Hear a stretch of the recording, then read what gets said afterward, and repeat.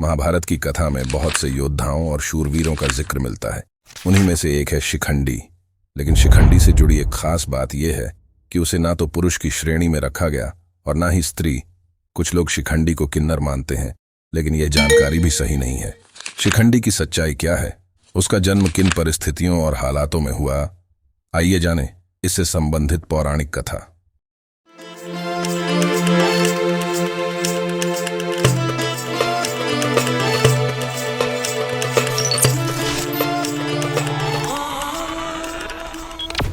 शिखंडी से संबंधित सबसे महत्वपूर्ण कहानी यही है कि वही भीष्म पितामह की मृत्यु का कारण रहा था, क्योंकि केवल भीष्म पितामह ये जानते थे कि शिखंडी वर्तमान जन्म और अपने पूर्व जन्म दोनों में ही एक स्त्री थी।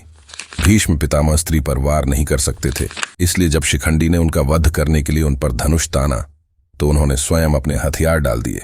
जब कौरवों और पांडवों में युद्ध होना निश्चित हो गया, दोनों पक्षों की सेना कुरुक्षेत्र के मैदान में एकत्रित हो चुकी थी। भीष्म पितामह कौरवों की ओर से युद्ध करने वाले थे। दुर्योधन ने उनसे पांडवों की ओर से युद्ध करने वाले योद्धाओं के विषय में जानना चाहा। दुर्योधन के इस सवाल के जवाब में भीष्म पितामह ने सभी के नाम बताए और साथ ही ये भी कहा कि वे राजा द्रुपद के पुत्र शिखंडी से युद्ध नहीं करेंगे। दुर्योधन के मन में विषय पर जानने की उत्सुकता बढ़ी तो उसने भीष्म पितामह से इसका कारण पूछा। उन्होंने बताया कि राजा द्रुपद का पुत्र शिखंडी कोई पुरुष नहीं, बल्कि उसका जन्म स्त्री के रूप में हुआ है, इसलिए मैं उस पर वार नहीं कर सकता। अब उत्सुकता इस बात की थी कि स्त्री रूप में जन्मे व्यक्ति को पुरुष क्यों और किन हालातों में बनना पड़ा। भीष्म पितामह शिखंडी के जन्म और उसके पूर्व जन्म से जुड़ी कथा का वर्णन करने लगे। जिस समय हस्तिनापुर के राजा विचित्रवीर्य थे, उस समय उनके विवाह के लिए काशीराज की 3 पुत्रियों अंबा, अंबिका और अंबालिका को बलपूर्वक हर ले आया था। परंतु जब मुझे इस बात का ज्ञान हुआ कि अंबा के मन में राजा शाल्व के प्रति प्रेम भावनाएं हैं, तो मैंने उसे राजा शाल्व के पास भेज दिया।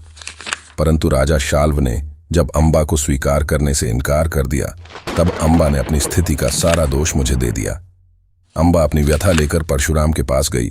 इसके बाद परशुराम अंबा के साथ विवाह करने का प्रस्ताव लेकर आए, परंतु अपनी आजीवन ब्रह्मचर्य की प्रतिज्ञा के कारण मैं अंबा से विवाह नहीं पाया। जब मैंने परशुराम के प्रस्ताव को अस्वीकार कर दिया, तब उन्होंने मुझसे युद्ध करने की ठानी। हम दोनों के बीच यह युद्ध 23 दिनों तक चला, परंतु जब यह युद्ध समाप्त हुआ, तब अंबा मुझसे प्रतिशोध लेने के लिए यमुना तट पर तप करने चली गई और वही अपना शरीर त्याग दिया। दोबारा स्त्री रूप में जन्म लेने के बाद भी उसे अपना पूर्व जन्म का ज्ञान था। उसने पुण्य भगवान शिव की तपस्या प्रारंभ की। शिव उसकी तपस्या से प्रसन्न हुए और उसे वरदान देते हुए कहा, अगले जन्म में भी तू स्त्री रूप में जन्म लेगी, लेकिन फिर भी भीष्म के वध का कारण बनेगी। भीष्म पितामह ने बताया कि वह अंबा ही इस जन्म में शिखंडी का रूप लेकर जन्मी है। राजा द्रुपद ने जब संतान प्राप्ति के लिए भगवान शिव को प्रसन्न कर पुत्र रत्न का वरदान मांगा, तब महादेव ने राजा द्रुपद से कहा कि तुम्हारे यहाँ एक कन्या का जन्म होगा, जो युवा होने पर पुरुष रूप में मौजूद रहेगी।